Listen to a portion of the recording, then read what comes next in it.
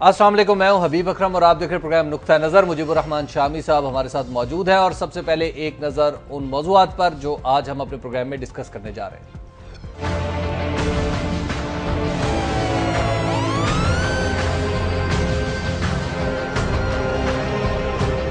वज़ीर-ए-आला बलोचिस्तान अगवा और हलाकतों की जिम्मेदारी कबूल करे। चीफ जस्टिस बलोचिस्तान बदअमनी के सूबाई और वफाकी हुकूमतें शहरी को तहफ़्फ़ुज़ देने में नाकाम हो गयी। सुप्रीम कोर्ट का काम नहीं कि किसी हुकूमत को गैर आईनी करार दे। वफाकी वज़ीर खुर्शीद शाह।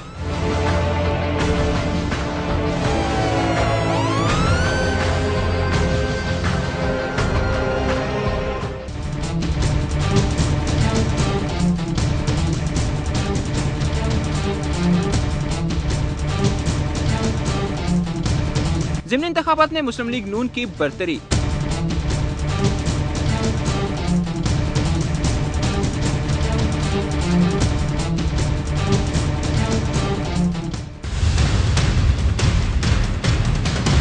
शुएब सडल कमीशन की इब्तदाई रिपोर्ट तैयार। मलिक रियाज का अदम एतमाद। नुक्ता नज़र में एक बार फिर खुशामदीद। शामी साहब, एक कल फैसला आया था कराची बदअमनी केस का और अब आ रहा है सुप्रीम कोर्ट से फैसला आ रहा है बलोचिस्तान बदअमनी केस का, और वो कह रहे हैं कि हुकूमत जो है ये जिम्मेदार है और जिम्मेदारी कबूल करे, और कह रहे हैं वफाकी हुकूमत भी नाकाम और सूबाई हुकूमत भी नाकाम। बात तो ठीक कह रहे हैं, बात तो गलत नहीं कह रहे। अच्छा, हुकूमतें इसलिए कायम होती हैं ना कि लोगों के जान की, माल की, इज्जत की, आबरू की हिफाजत करेंगी। ठीक है, अगर ना जान की हिफाजत, ना माल की हिफाजत, ना आबरू की हिफाजत, तो फिर इसका हुकूमत का मशरफ क्या है? और अगर सुप्रीम कोर्ट नाकाम कह दे तो इसका मतलब क्या है? नहीं, मतलब यह है कि एक फतवा जारी हो गया उनके खिलाफ। क्योंकि असल प्रॉब्लम क्या है, देखिए, सुप्रीम कोर्ट के पास कोई ऐसा इख्तियार नहीं है कि उन हुकूमतों को घर पहुंचा दे।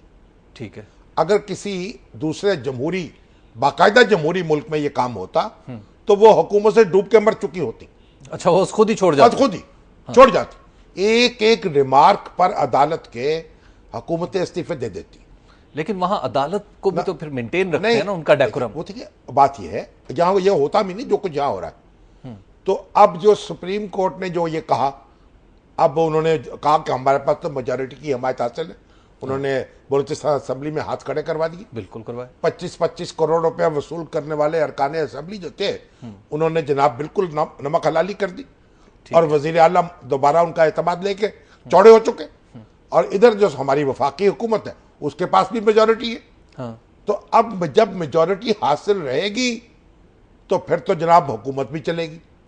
अब सूबाई हुकूमत खत्म हो सकती है कि अगर सदर जो है या वजीर आजम वो गवर्नर राज लगाना चाहे तो लगा सकते हैं। ठीक है, वो लगाने को तैयार नहीं है। बिल्कुल। सुप्रीम कोर्ट के पास कोई इख्तियार नहीं है 58(2)B का।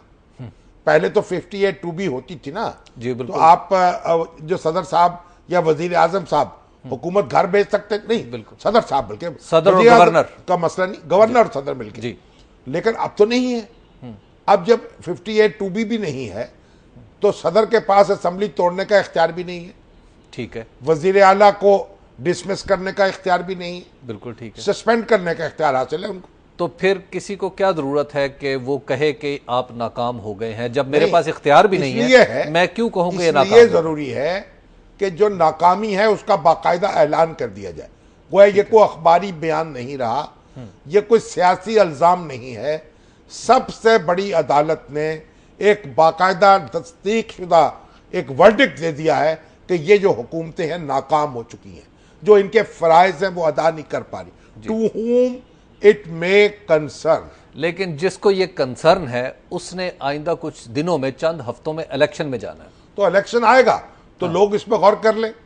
देखिए, अल्टीमेटली तो फिर लोगों को ही फैसला करना होता है ना। ठीक है, असेंबली तहरील होती है तब भी मैंडेट लेने के लिए जाते हैं, इलेक्ट्रेट के पास ही जाते हैं ना। ठीक है। तो सुप्रीम कोर्ट ने एक अपनी भड़ास निकाल ली है दिल की।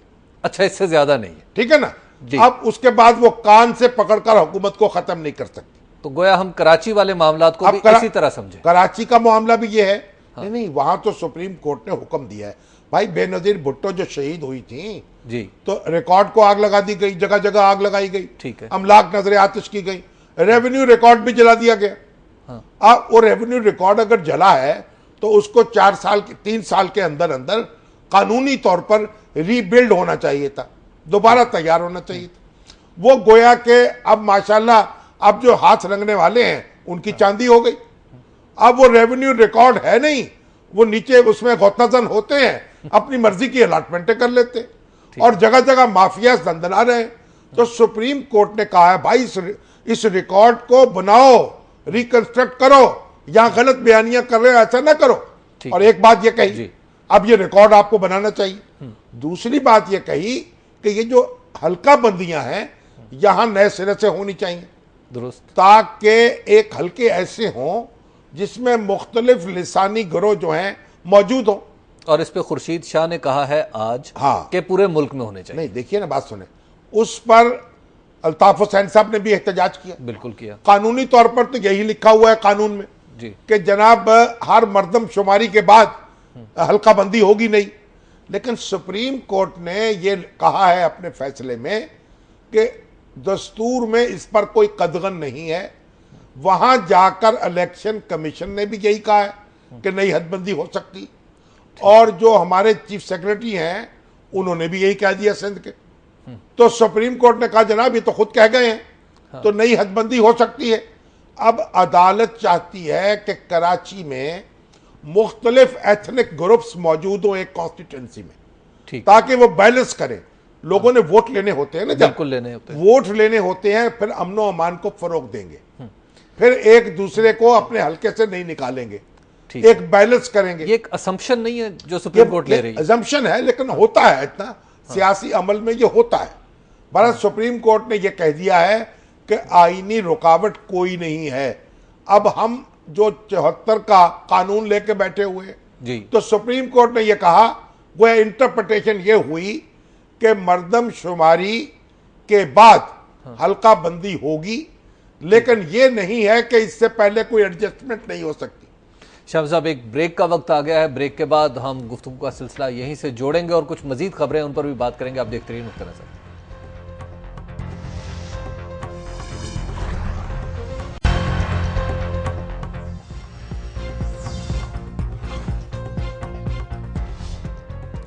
नुक्ता नज़र में एक बार फिर खुशामदीद बात हो रही थी बलूचिस्तान के हवाले से और सुप्रीम कोर्ट के हवाले से, और फिर कराची का जिक्र भी आया। और कराची में अब हल्का बंदियां शामी साहब कह रहे हैं कि कोर्ट के मुताबिक तो हो सकती है। वैसे सर, आपके मुताबिक हो सकती है? नहीं भाई, जो अदालत कहती है कानूनी तौर पर तो वही हरफ आखिर है, तो ये कानूनी मामला है। अच्छा, हमारे अल्ताफ हुसैन साहब बहुत गर्जे बरसे हैं और कानून जो है 1974 का, उसमें बात भी ऐसी ही लिखी जो आप कह रहे हैं जी। मगर जब सुप्रीम कोर्ट एक फैसला दे दे तो फिर या तो आप नजरसानी की दरखास्त लेके जाएं अदालत के पास, या फिर चुपचाप उसकी तामील कर दें, और तो कुछ कर नहीं सकते हैं। वैसे आज एक बड़ी दिलचस्प बात हुई कोर्ट में जो रिमार्क्स रिपोर्ट हुए हैं उसमें एक रिमार्क ये था कि बलूचिस्तान हुकूमत ने कहा कि जनाब आप डॉक्टर्स को हुक्म दें कि हमारा कोयटा में जो हड़ताल इन्होंने की हुई है उसे ख़त्म कर दें। ठीक। तो चीफ जस्टिस साहब ने कहा हम क्यों दें, आप इनके साथ मुज़ाकरात करें। तो मुज़ाकरात करने का हुक्म दे दिया उन्होंने। नहीं, लेकिन लाहौर में तो वकीलों को भी हुक्म नहीं देते। लाहौर में हुक्म आ गया था डॉक्टरों के लिए। हाँ, नहीं, अगर सुप्रीम कोर्ट को नोटिस ले ले इसका, या हाई कोर्ट वहां की, हो सकता है कुछ खत्म हो जाए, क्योंकि 48 दिन हो गए, मेरे ख्याल ज्यादा ही हो गए जी, ये हड़ताल जारी है। शाम साहब, बाई इलेक्शंस नहीं, मगर आप अल्ताफ हुसैन साहब से भी गुजारिश करें ना जी कि आप जाके वहां नजरसानी की दरखास्त दे दें, क्योंकि अब तो आपको कुछ ठंडे पेटों कुछ ना कुछ कड़वा घूंट पीना ही पड़ेगा, यानी अदालत जाना ही पड़ेगा। हाँ, कुछ चले जाए, कोई हर्ज नहीं सर। या फिर हल्का बंदियों पे खामोश रहें। अब देखिए हल्का बंदियां क्या करेंगी, कि मसला खत्म होगा या नया शुरू होगा। ठीक। बाई इलेक्शन शाह साहब, बड़े दिलचस्प ज़िमनी इंतखाबात जी, ज़िमनी इंतखाबात तो 9 नशिस्तों पर थे ना इंतखाबात जी, बिल्कुल। तो इसमें 7 नशिस्तें तो मेरा ख्याल जीत ली है मुस्लिम लीग नून ने, बिल्कुल 7 ना, 7 एक जीती है मुस्लिम लीग काफ ने, बिल्कुल, नारोवाल की, और एक पीपल्स पार्टी ने जी, तो सिंध की सीट है। सिंध की सीट पीपल्स पार्टी। तो यहाँ नारोवाल में मुस्लिम लीग काफ ने जीती। भाई चौधरी परवेज अलाई साहब जलसे बहुत करते हैं बड़े बड़े, तो कुछ ना कुछ तो पीपल्स पार्टी पर तो उन्होंने जनाब ऊपर ही रखी ना अपनी टांग जी। भाई जो हमारे मंजूर भट्टू साहब थे बड़े दावे करते थे, तो चौधरियों ने तो बता दिया जनाब कि आप भाई छोटे चौधरी हैं। लेकिन अब ये कह रहे हैं कि ये जो कारकर्दगी है इसने 2 बड़े सवाल उठा दिए। एक, क्या मियां मंजूर भट्टू अब पीपल्स पार्टी के साथ रहेंगे या नहीं रहेंगे? क्यों नहीं रहेंगे? क्योंकि उनका पहला टेस्ट था जिसमें वो क्या फेल हो टेस्ट था गए। भाई, कमाल है। इलेक्शन। यानी अगर आप इस तरह यानी अगर तिमाही इम्तिहान जो है उसमें फेल हो गए तो आप क्लास से बाहर तो नहीं हो जाते, अभी तो सालाना इम्तिहान देना है। और भट्टू साहब जो है सालाना इम्तिहान में जब देखेंगे कितने सिफरे आते हैं उनको। अच्छा, और दूसरा यह है कि पीएमएलक्यू का पीपल्स पार्टी के साथ इत्तेहाद भी सवालिया निशान उसके ऊपर और भी लग कहाँ गया। जाएंगे? वो तो सुन्नी इत्तेहाद से तो किया है अलायंस मुस्लिम लीग काफ ने, और पीपल्स पार्टी से भी किया है, और कुछ इधर उधर से जमातें इकट्ठी करने में लगे हुए हैं। चौधरी शुजात हुसैन, चौधरी परवेज अलाई, देखिए क्या कुछ इकट्ठा करते हैं। लेकिन बहरहाल एक सीट तो उन्होंने हासिल कर ली है। लेकिन शाम साहब, जो गुजरात की सीट थी वो तो बड़ी बुरी तरह हारे हैं वो। मगर वो सीट तो पहले भी मुस्लिम लीग नून के पास ही थी ना। और मजे की बात है, जो आज हमारे वकील अंजुम साहब इलेक्शन सेल के इंचार्ज, उन्होंने जो कुछ मुझे चीजें दी हैं, हाँ, क्या वो ये है कि NA 107 जो था गुजरात में, हनीफ अवान साहब मुस्लिम लीग में उन्होंने जो पहले वोट लिए थे PMLN ने, वो थे 75,202 वोट। ठीक। और इस दफा जो अब वोट लिए हैं वो है 1,06,658 वोट। तो उन्होंने बच्चे दे दिए वोटों ने। गोया रिएक्शन हुआ है। अच्छा, जी। ये दोनों के इत्तेहाद का। जी, दोनों के इत्तेहाद का चलिए, रिएक्शन आप हुआ। जो भी कह सकते हैं, मगर आपकी इन बातों में आने वाले नहीं है परवेज अलाई साहब अच्छा। और शुजात हुसैन साहब। अच्छा, फिर जो दूसरा मुकाबला था NA 162। अच्छा, नहीं, वो तो देखिए राना जाहिद इकबाल साहब वहां से इलेक्ट जी, हुए ना। जी बिल्कुल। और राय हसन नवाज साहब जो PTI के खुफिया उम्मीदवार थे, जी, वो हार गए, लेकिन बड़े नैरो मार्जिन से हारे हैं। इसके बारे में 8,000 वोटों से। 8,000 वोटों से। इसके बारे में बड़ी दिलचस्प चीज उन्होंने बताई है, वो ये है कि जो राय हसन नवाज हैं, ना सिर्फ इन्होंने इस दफा 2012 में वोट लिए 65,755, जो लेके जी हार गए, दूसरे नंबर पर है। हाँ। राय अजीजुल्लाह जो इनके बहनोई हैं, वो काफ लीग की तरफ से पिछले साल 2008 में खड़े हुए, उनके वोट थे 65,440। ठीक।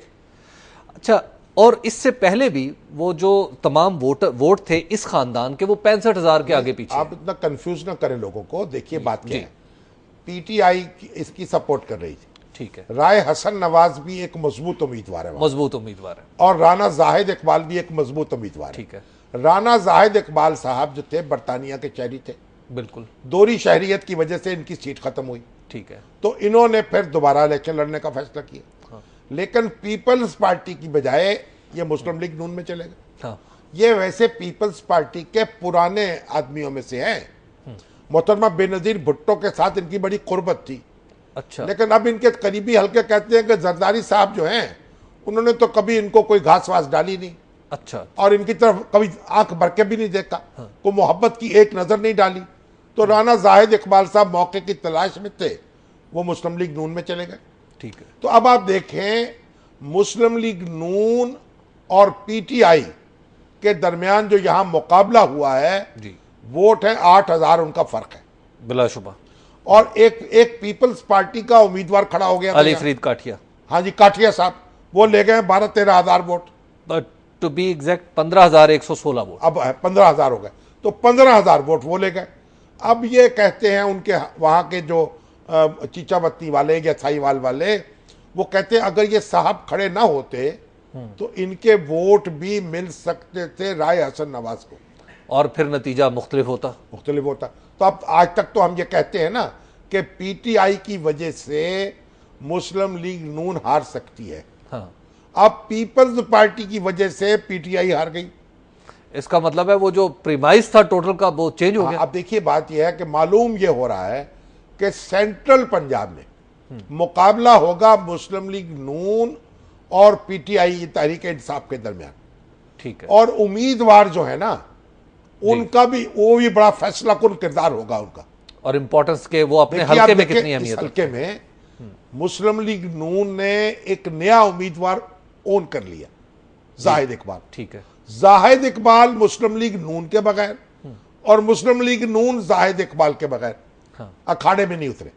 ठीक है। राय हसन नवाज अपनी जगह एक मजबूत उम्मीदवार थे, बिलाशुबा। तो इसका मतलब यह हुआ कि अब जो इंतखाब होने वाला है उसमें उम्मीदवार भी बड़े काउंट होंगे। ठीक है। और नतीजा उनके ऊपर बहुत बड़ी हद तक होगा। पार्टी का वोट भी होगा, उम्मीदवार का भी होगा, तब बात बनेगी। और इसका मतलब है मकामी धड़ेबंदियों में मजीद इजाफा होगा। नहीं, वो तो मजीद क्या इजाफा होना, पहले धड़े बने हुए हैं। अच्छा। अब सेंट्रल पंजाब में तो मुकाबला मुझे इन दो में नजर आता है। अच्छा। और मुस्लिम लीग काफ जहां उनके मजबूत हल्के हैं, वहां से अपनी नशिस्तें निकाल लेगी। अच्छा, गुजरात से तो निकली और नहीं। निकाल सकती है। मुझे गुजरात से, देखिए ये तो ऐसा ही होता है। ये सीट पहले मुझे बताएं किसके पास थी? एन के पास। इनके पास थी ना, उनकी सीट तो ना हुई ना। ठीक है। मुस्लिम लीग नून की सीट थी, उन्होंने रख ली अपने पास। काफ लीग तो पहले ही यहां नहीं थी। अब आप दूसरी बात सुन लें, जी। पीपल्स पार्टी के लिए सेंट्रल पंजाब में मुश्किलात होंगी, ये आप देख लें। और ये तो यही कहते रहते हैं हम। अच्छा शामी साहब, एक ब्रेक का वक्त हो बस गया। आप मुतमईन हो गए? ब्रेक का वक्त हो तो गया। मुस्लिम लीग नून को भी जब मुबारकबाद दे दे, ठीक है। और पीटीआई के भी जरा थपकी दे दे कि वो भी खड़े रहे। हाँ, डटे भाई, लड़ो माशाल्लाह। एक ब्रेक का वक्त हो गया। ब्रेक के बाद हम दोबारा आपकी खिदमत में हाजिर होंगे। देखते रहिए नुक्ता नज़र।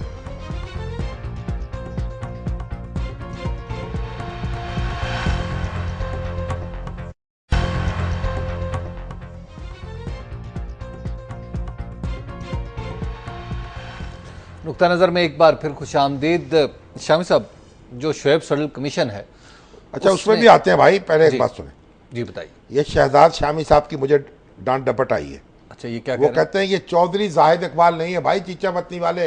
हाँ। ये हैं, सॉरी, राणा जाहिद इकबाल नहीं है। हाँ। ये चौधरी जाहिद जी, इकबाल चौधरी है। जाहिद इकबाल। ये अराई हैं, जी। ये राणे नहीं है। हाँ। और ये अराई जो थे, उन्होंने जनाब ये नशिस्त हासिल की है। अच्छी तरह नोट कर ले। ठीक है। तो जाहिद इकबाल साहब, माशाल्लाह, आपको मुबारक हो हुजूर। हमें आपसे कोई मुखासमत नहीं है। आप राणा बन जाएं, राई बन जाएं, आप अपनी जगह खुश रहें। जी। और ये जो रऊफ, नहीं राई तो है ना भारत, जी हराई तो है। चौधरी साहब, जी। ठीक है। ये रऊफ ताहिर साहब हैं, उन्होंने बड़ी डांट डपट की। वो कहते हैं जनाब, पीएमएलएन ने ना सिर्फ के अपनी नशिस्तें हासिल की हैं, बल्कि मार्जिन बढ़ गया है। 1500 से 30,000 वोट ज्यादा हासिल किए हर कॉन्स्टिट्यूंसी में। और मजीद ये फरमाते हैं, हजूर पीटीआई का एक और कैंडिडेट भी था खुफिया, अच्छा, जमशेद आलम चौधरी, वो कहाँ पे था? जो पीपी 226 में चीचा वतनी से, अच्छा, उसने 14,000 वोट लिए हैं और तीसरी पोजीशन में आया है। उसने भी बैनर्स लगा रखे थे इमरान खान के। अच्छा। भाई ये बात, ये तो दुरुस्त बात है हजूर। अगर आप इस तरीके तस्कीन होती है तो हम कर देते, लेकिन पीटीआई ने उसको ओन करने का ऐलान नहीं किया। और आप जरा हौसला रखें, तैयारी अच्छी तरह कर ले। माशाल्लाह मीडिया सेल आपका जोरदार है और मुकाबला करना पड़ेगा बहरहाल पीटीआई से। अच्छा जी, अगली खबर की तरफ चलें जी। चलिए, अगली खबर है कि शुएब सडल कमीशन ने अपनी इब्तदाई रिपोर्ट तैयार कर ली है और उसमें कहा है कि वजारत दाखिला ने भी हमारे साथ ताउन नहीं किया और मलिक रियाज साहब ने भी ताउन नहीं किया और अरसलान इफ्तिखार ने 45 लाख रुपए का चेक भी पेश किया। उन्होंने टोटल खर्चा 50 लाख था उनके वो अखराजात जो बाहर आने जाने पे हुए थे। तो फिर नतीजा क्या निकला? और मलिक साहब कहते हैं कि हमें इस तफ्तीश पे एतबार नहीं। वो तो उसमें पार्टी नहीं है, उन्होंने तो बाइकआउट कर दिया पहले। तो एतबार तो तब होता ना जो पहिए लगाते हैं ना वो। तो यहाँ भी पहिए लगा देते हैं। नहीं, वो बाहर गए हैं ना, लंदन में अरसलान इफ्तिखार के खिलाफ केस मुकदमा करने के लिए वहां। जी। तो पहले ही कर देते यार, इतना कुछ करने की जरूरत क्या थी? पहले तकरीरें की, यहाँ आए, ना कोई दरखास्त डाली, ना कोई मुकदमा किया। अगर लंदन में जाके ये करना था पहले ही कर लेते। ख्याल होता ना कि अपने मुल्क में इंसाफ मिल जाएगा। और अब लंदन में इंसाफ लेने गए हैं वो। लंदन में भी ये काम होता है जनाब, जो पाकिस्तान में होता था पहले कभी। नहीं, लंदन में तो अब इंसाफ पाकिस्तान में उस तरह का इंसाफ नहीं होता। पाकिस्तान में अब ठीक ठाक इंसाफ होता है, ठीक है ना। यहाँ की आजाद अदलिया है। मलक साहब को लंदन मुबारक हो और लंदन को मलक साहब मुबारक हो। लेकिन अरसलान इफ्तिखार, वहां बैरियर टाउन तो नहीं बना रहे। अरसलान इफ्तिखार तो यहाँ से मुझे साफ यार छोड़े भाई आप इसको। आ तो देना रिपोर्ट।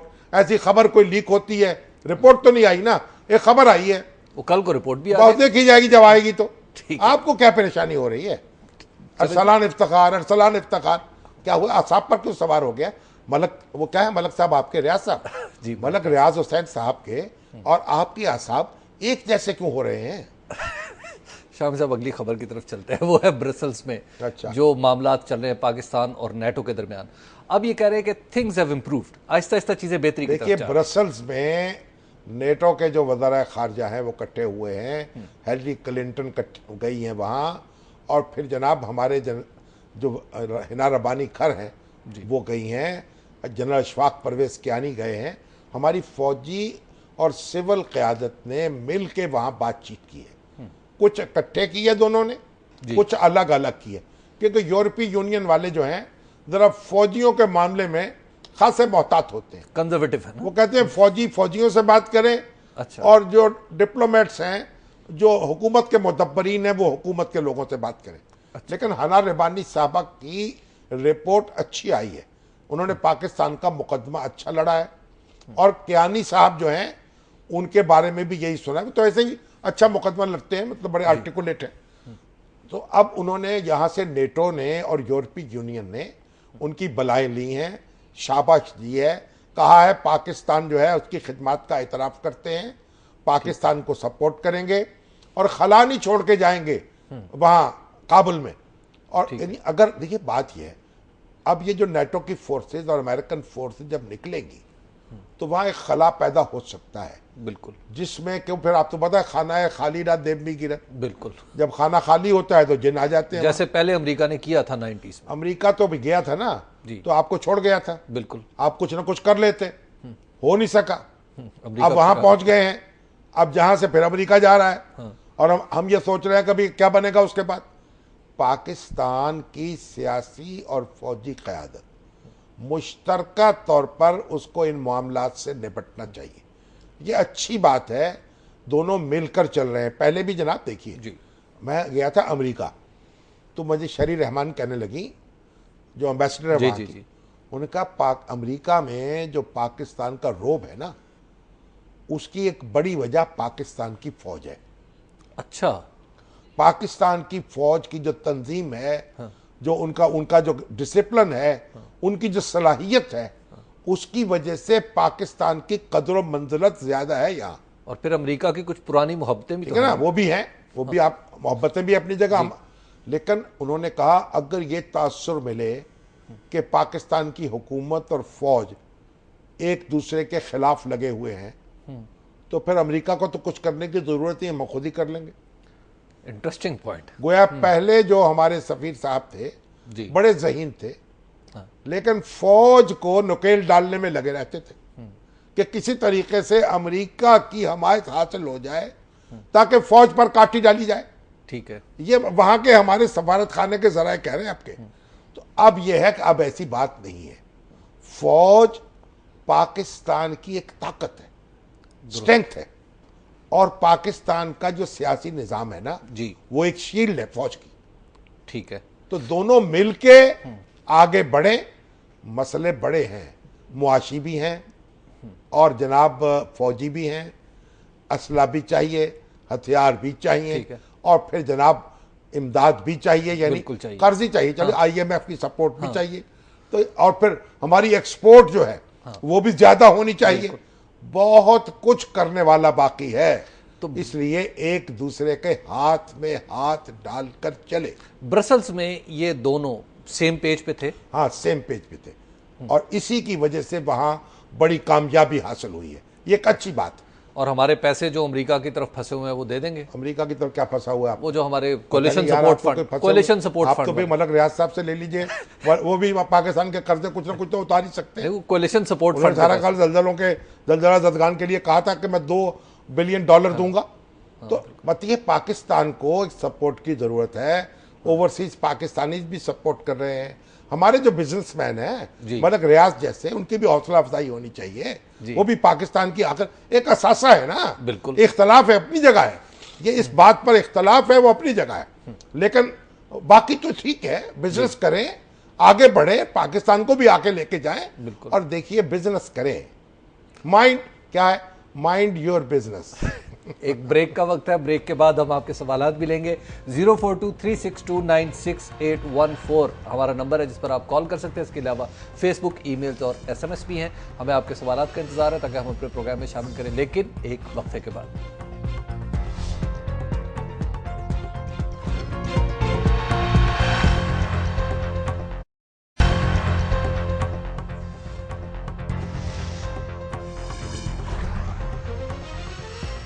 नुक्ता नज़र में एक बार फिर खुशामदीद। सवालात का सेगमेंट है, लेकिन उससे पहले शामी साहब कुछ चीज़ें बताना चाह रहे हैं। शामी साहब कुछ आप बता रहे थे। बताता हूँ, पहले तो ये जनाब अजमत वड़ाज साहब सियालकोट से, अच्छा, उन्होंने SMS किया है कि मलक रियाज साहब से कालाबाग डैम बनवा दें।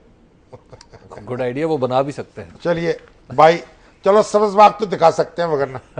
देखें, ये खाकान बाबर साहब हैं, डायरेक्टर जनरल कच्ची आबादी पंजाब के जी। इनका जनाब खत आया है कि कल एक साहब ने बहावल नगर से कहा था कि हमें कच्ची आबादियों के हकूक नहीं मिले। तहसील फोटाबास और ये कहूटाबाद नाम दिया था जी। उन्होंने कहा कहूटाबाद नाम की कोई बस्ती नहीं है बहावल नगर में, डिप्टी कमिश्नर ने बताया है। और अभी ये मालकाना हकूक मिलने शुरू होंगे, कच्ची आबादियों का सर्वे हो चुका है। तो जो साहब टेलीफोन करने वाले थे वो दोबारा राब्ता करें और बताएं कि उनका नाम क्या है, कहूटाबाद कहाँ है कि नहीं है। ये खाकान बाबर साहब का खत है। चलो और सुनिए आप जी, ये हमारे जनाब अदारा इस्लाह तबलीग, अच्छा, इसके सरबराह हैं रशीद अख्तर साहब, ठीक है, ये जौहर टाउन में है। उन्होंने खत लिखा है, चीफ जस्टिस से अपील की। अब आप बताइए क्या करें फिर। अच्छा, उन्होंने खत इधर, जो चीफ जस्टिस से जो आदमी दुखी होता है वो चीफ जस्टिस को पुकारता है। कोई सदर को नहीं पुकारता, वजीर आजम को नहीं पुकारता, वजीर आला को नहीं पुकारता। उनका ख्याल है सिर्फ चीफ जस्टिस हमारी बात सुनेंगे जी। कहना उनका यह है कि खैराती अदारों पर, मस्जिदों पर फिक्स चार्जेस लगा दिए गए हैं। 3,000 रुपए सुई गैस के, कम से कम हर खैराती अदारा 3,000 रुपए देगा, ठीक है, सुई गैस के बिल की मद में। कम अज कम खर्च वो कहते भाई हमारे खैराती अदारे का 600 बिल आता था, कभी 500 आता था, तो 3,000 बजाय इसके कि हुकूमत शाबाश दे जो लोग खिदमत कर रहे हैं, रफाही अदारे बना के बैठे हैं, मस्जिदों में बैठे हुए हैं, उनको प्रोटेक्ट कर रहे हैं, उनको चला रहे हैं। तो जनाब सुई गैस वालों ने ये जुल्म ढाया है। अगर सुई गैस वाले या डॉक्टर आसिम साहब इसको सुन ले तो वो नेकी का काम कर दे, को खुदा खौफी करे और इनको मीटर पर इनसे बिल वसूल करे। और अगर वो नहीं सुने तो जनाब चीफ जस्टिस फिर आप सुन ले, वरना अल्लाह तो सुन रहा है। नहीं, अल्लाह तो सुन रहा है, इंशाअल्लाह उम्मीद है चीफ जस्टिस सुनेंगे। शाम साहब, फर्रुख हबीब साहब हमारे साथ लाइन पर मौजूद है जी। अस्सलाम वालेकुम फर्रुख साहब। वालेकुम अस्सलाम। फर्रुख हबीब साहब, क्या हाल है आपके? अल्हम्दुलिल्लाह जी। आप वही हैं जनाब इंसाफ स्टूडेंट्स फेडरेशन? जी जी बिल्कुल शामी साहब, आप तो बड़े जनाब बहुत बहुत सलाम, नौजवान लीडर हैं। फरमाइए, जल्दी जल्दी फरमाइए क्या चाहते हैं। शामी साहब, अर्ज ये है कि हुकूमत ने हायर एजुकेशन कमीशन, जिसका डायरेक्टली 15 लाख तालिब इल्मों का हायर एजुकेशन से जिनका ताल्लुक वाबस्ता है, जिनका मुस्तकबिल, उसके ऊपर जो है वो फिर से शब खून मार दिया जो पिछले साल इन्होंने मारा था। और ये डायरेक्टर साहब को बदल दिया है शायद। जी जी, एग्जीक्यूटिव डायरेक्टर को उनकी जगह वफाकी सेक्रेटरी को बना दिया है। वफाकी सेक्रेटरी तालीम जो है, वफाकी सेक्रेटरी तालीम को नहीं, एक काबीना डिवीजन से उन्होंने 22वें ग्रेड के एक आदमी को एडिशनल चार्ज दे दिया। वही होता है ना 22वां ग्रेड का, भाई सेक्रेटरी का होता है चार्ज। आपको तो मालूम नहीं है, आपका जो प्रेसिडेंट है ना वो 22वें ग्रेड का है, चेयरमैन ऊपर होता है। जावेद हाशमी साहब का 22वां ग्रेड समझे आप अपनी पार्टी। बिल्कुल आपने दुरुस्त फरमाया। आगे चलिए आप। इसमें मसला ये है कि हायर एजुकेशन कमीशन का 48 अरब रुपए का बजट, और सुन ले वैसे शाह महमूद साहब का भी 22वां ग्रेड होगा भाई, वो नाराज ना हो जाए कहीं। 300 मिलियन डॉलर का वर्ल्ड बैंक का बजट एड और 250 मिलियन की एड जो है हायर एजुकेशन के लिए यूएस एड की, उसके ऊपर हुकूमत की नजर है कि ये जो एक खुद मुख्तार इदारा है इसको अपने अंडर करके इसका तमाम बजट जो है वो इलेक्शन की तरक्याती कामों के अंदर लगा दिया जाए। बिल्कुल ठीक बात है आपकी। का जो है मौकफ चेंज, आप जो तहरीक चला रहे हैं बड़ी अच्छी बात है, आपको मुबारक हो, हम आपके साथ हैं। सुप्रीम कोर्ट ने कहा था कि हायर एजुकेशन कमीशन के काम में हुकूमत मदाखलत नहीं कर सकती, इसको बदल भी नहीं सकती, तरमीम करे दस्तूर में। बिल्कुल, इसलिए ये तौहीन अदालत भी है। डॉक्टर अताउर रहमान साहब ने भी इस पे जनाब एहतजाज किया है, हम भी एहतजाज कर रहे हैं। खुदा के लिए ये हायर एजुकेशन कमीशन को तो छोड़ दें, ये डॉक्टर अताउर रहमान ने जनाब एक दुनिया बदल दी थी यूनिवर्सिटी एजुकेशन की, और सारा काम तलपट करने की कोशिश हो रही है। कह रहे हैं जाली डिग्रियों की वजह से सुहेल जाली डिग्रियां को उठाया जा रहा है। देखिए, जाली डिग्रियां ना वहां जाती और ना ये मुसीबत पड़ती। और अब तो वो कह रहे हैं जनाब उनके पास बड़े डॉलर भी मौजूद हैं, उन पे भी नजर है खाने पीने की। खुदा के लिए इस हाल पर जनाब राजा परवेज अशरफ साहब इस तरफ खसूसी तवज्जो फरमाए, वरना हम चीफ जस्टिस को कहेंगे। चीफ जस्टिस साहब तो मौजूद है फिर, और लोग दरखास्त देंगे और चीफ जस्टिस साहब से इंसाफ मिलेगा। फरजाना है बहावल नगर से जी। अस्सलाम वालेकुम फरजाना। वालेकुम सलाम जी। सर, हम ये नून लीग के है ना भाई? जी भाई नहीं कौन है, है? आप फरमाए तो सही। आप बताइए। आप बात करें, बात क्या है? हमारी ना इधर तकरीबन 27 दुकानें हैं मिंजराबाद चौक में, और वो ना ये अख्तर लाले का है जो ये गिराना चाहता है, और वो सड़क भी बिल्कुल खुली है, बिल्कुल टांग नहीं है सड़क। हमारा तो रोजी का वसाइल भी वही है, और 27 लोग हैं ना जो सारे नून लीग के हैं, अच्छा, और कोई भी पीपल्स पार्टी का नहीं है। और इंशाल्लाह हमारी जी, तो दुआ है अल्लाह नवाज शरीफ आपकी- को लाए। अच्छा। और ये तो नहीं ना कि वो हमारी रोटी में आपकी आवाज बुलंद हो गई, हुकूमत तक पहुंच गई, उम्मीद है उसका नोटिस लिया जाएगा। जी शामिल साहब, जी अहमद साहब हैं, ये कोई नौजवान है, इन्होंने जी अहमद अपना नाम लिखा है। ये कहते हैं कि शामी साहब, ये खादमे आला पंजाब की खिदमत में कैसे अर्ज़ किया जाए कि जनाब आपने जब लैपटॉप देने होते हैं तो 3rd, 4th, 5th और 7th सेमेस्टर्स के बच्चों को भी दिया करें। अब भी आपने दिए हैं तो हमेशा सिर्फ पहले वालों को दिए हैं, पहले सेमेस्टर्स के लोगों को हमने बड़ी तैयारियां की, हम मेरिट पे आए लेकिन हमें फिर नहीं मिला। अच्छा, अब ये तो मैं इस पर गुफ्तगू फौरन तौर पर नहीं कर सकता कि हकीकत क्या है, बस हुकूमत सुन ले उस पर। आज वैसे इन लोगों ने एहतजाज किया था पंजाब यूनिवर्सिटी कोई के साथ। वजाहत देना चाहें तो दे दें, और अगर वजाहत कोई नहीं है तो फिर लैपटॉप दे दें, या वजाहत दे दें या लैपटॉप दे दें। जी, और हमारे साथ अब नेक्स्ट कॉलर हैं जी, सज्जाद हैं लाहौर से। जी अस्सलाम वालेकुम सज्जाद साहब। वालेकुम सलाम। शामी साहब, ये फार्मूला कैसा रहेगा कि वज़ीर आज़म हो नवाज शरीफ साहब और सदर मुमलकत हो जनाब आसिफ अली जरदारी साहब, और ये दोनों पार्टियां मिलकर 5 साल अगले भी हुकूमत करें, इससे ये शर्म भी रह जाएगी कि चलो बात सुनिए जनाब, आपकी ख्वाहिश जो है आप दुआ करें भाई, अगर नवाज शरीफ साहब तो तैयार हैं उनके साथ काम करने को, तो कोई ऐसी मुश्किल नहीं होगी, फिक्र ना करें आप। जी उमर साहब है लाहौर से। जी अस्सलाम वालेकुम उमर। जी शामी साहब, सिर्फ कुछ ओपिनियन देना चाह रहा था ये जो बलोचिस्तान के इशू के ऊपर। हाँ जी फरमाएं। ये जो बलोचिस्तान का इशू है सर, हम तो लाहौर में बैठ के समझते हैं ये फिर सियासत का शिकार हो रहा है। इदारे आपस में लड़ रहे हैं, अदालत और फौज बाकी आपस में नहीं बात। भाई अदारे आपस में नहीं लड़ रहे, बदअमनी हो रही है और उसका कोई इलाज होना चाहिए, और अदारों को भी एक दूसरे का एहतराम करना चाहिए। हम यही अपील कर सकते हैं। शाह साहब, हमारे आज के प्रोग्राम का वक्त खत्म हो गया है। कल फिर हम इसी वक्त इसी जगह मेजर वसीम साहब ने कहा है जनाब, वसीम चौधरी राई जिंदाबाद। तो इजाजुल हक साहब को भी पहुंच जाए खबर। जी, तो हमारे प्रोग्राम का वक्त खत्म हो गया है, तो हमें इजाजत दीजिए। कल फिर इसी वक्त इसी जगह से आपकी खिदमत में हाजिर होंगे। खुदा।